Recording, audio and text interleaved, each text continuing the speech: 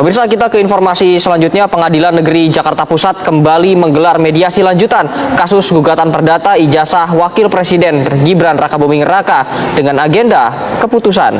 Sidang perdana gugatan terhadap ijazah Wakil Presiden Gibran Rakabuming Raka digelar hari ini di Pengadilan Negeri Jakarta Pusat. Perkara ini dilayangkan oleh advokat Subhan Palal dengan gugatan imaterial sebesar 125 triliun rupiah. Advokat Subhan Palal melayangkan gugatan senilai 125 triliun rupiah terhadap Wakil Presiden Gibran Rakabuming Raka dan Komisi Pemilihan Umum. Subhan menilai Gibran tidak memenuhi syarat akademik saat mendaftarkan diri sebagai calon Wakil Presiden pada Pilpres 2024. Dari Bapak sendiri ada Pak Purbaya S3. Siapa lagi? Pak Peri S3. Yasyarli S3.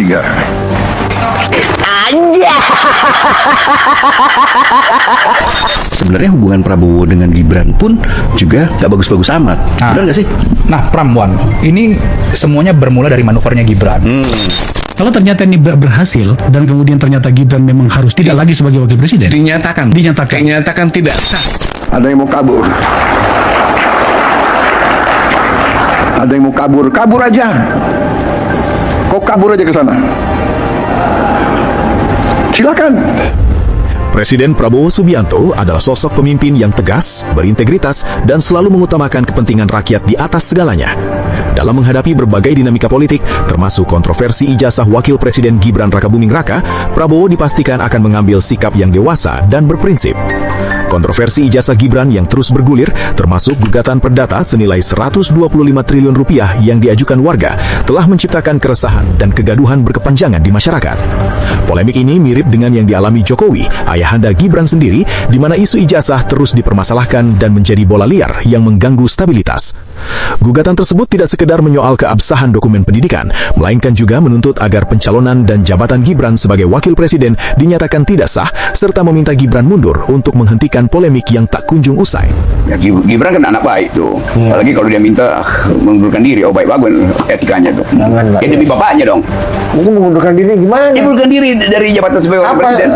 Kedaratannya apa? Gak ada darurat di situ. Itu cuman demi kemanusiaan bagi bapaknya tuh yang dibully terus. Tapi efek epidermisnya itu. Ijazah dia, ijazah goib lah itu. Ijazah itu goib nggak ada kira-kira nggak ada, sama goibnya dengan ijazah bapaknya. Bapaknya bohong tentang ijazah, anaknya juga mau bohong tentang ijazah. Bung, ini kalau dituntut itu berapa triliun itu oleh Pak Palal itu.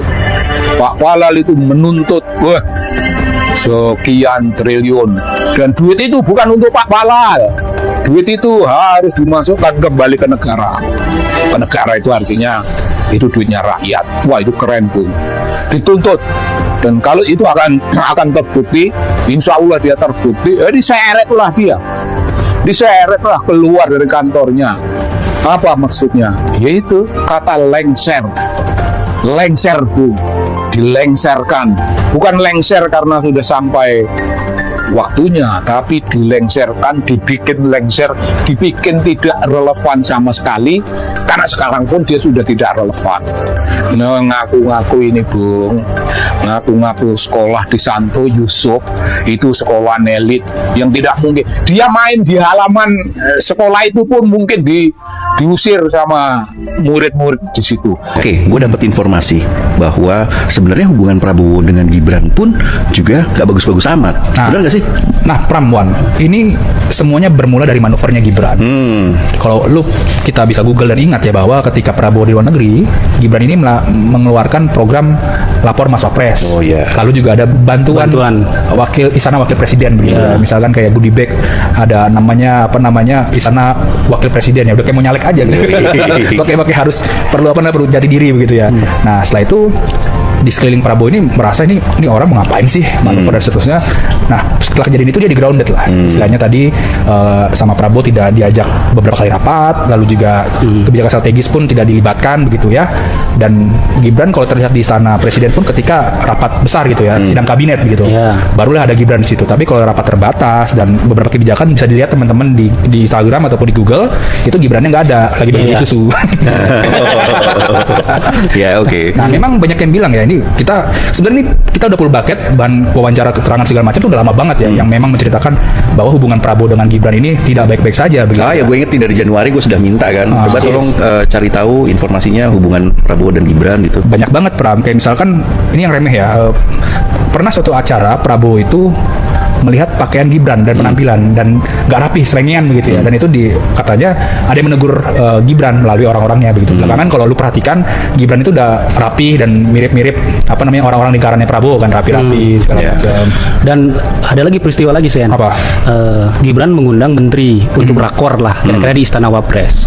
Udah tersebarlah undangannya, tapi kemudian ditekel oleh Istana, jadi batal lah itu kira-kira. Oh, jadi artinya dari Istana Presiden itu kemudian meminta rapat itu dibatalkan. Ya. Aku juga dapat informasi nih ada menteri-menteri yang sebenarnya udah meluncur tuh waktu itu. Oh gitu. Menuju ke kantor Wapres, tiba-tiba dapat telepon gitu loh. Enggak.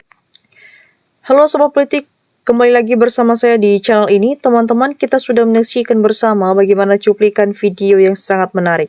Dan teman-teman, sebelum kita bedah lebih dalam, jangan lupa untuk berikan komentar kalian dan subscribe channel ini agar tidak ketinggalan informasi menarik yang kita sampaikan.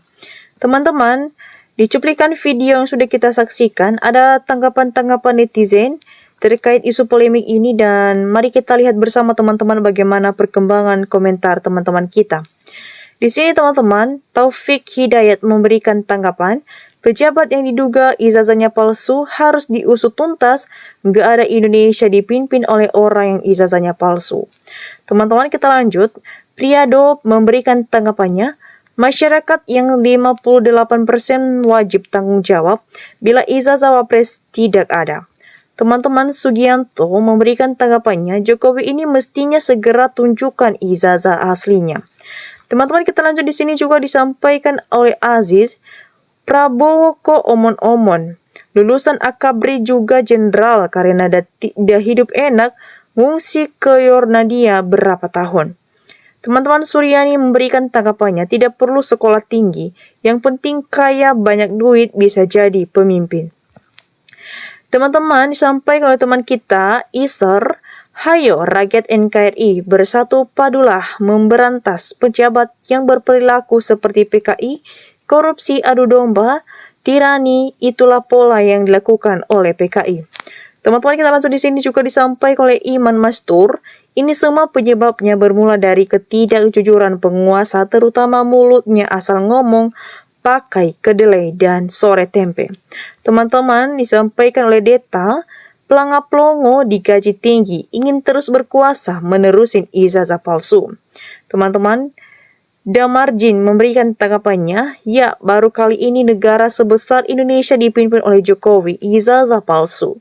Wapresnya juga ijazah palsu, banyak bapak anak, banyak skandal besar. Rakyat bergerak sangat cepat, melengsarkan dan dimengzulkan secara adil. Teman-teman, Rusmana memberikan tanggapannya, aneh negara Konoha masih ada pemimpin pakai ijazah palsu, dan PKI. Teman-teman, kita lanjut di sini sampai oleh Istiqomah, gara-gara Amlumi UGM cabang pakar pramuka, negara hanya jalan di tempat. Selama 2 tahun terakhir ini berada kerugian negara, coba memang benar-benar jancok. Teman-teman, sampai teman kita, Bang Domi, daripada kegaduhan yang terus-menerus untuk dinasti tertentu, kasihanlah NKRI-ku, hanya hukum politik yang bisa memutuskan secara adil dan mulia. Teman-teman, Buntunik memberikan tanggapannya, sukses Pak Subhan Palal, selamat Pak menolong jeritan rakyat, walaupun rakyatnya berpendidikan lebih tinggi. Teman-teman, kita lanjut di sini juga disampaikan oleh teman kita Yayat Rahmat, ampun mimpi apa bangsa kita dapat memimpin pendidikan SMP. Kasihan Indonesia tercinta, sabar negeriku. Teman-teman, kita lanjut juga di sini disampaikan oleh Pak Kor, ya harus dimangzulkan. Gak ada punya ijazah standar calon wapres, artinya melanggar undang-undang yang ada.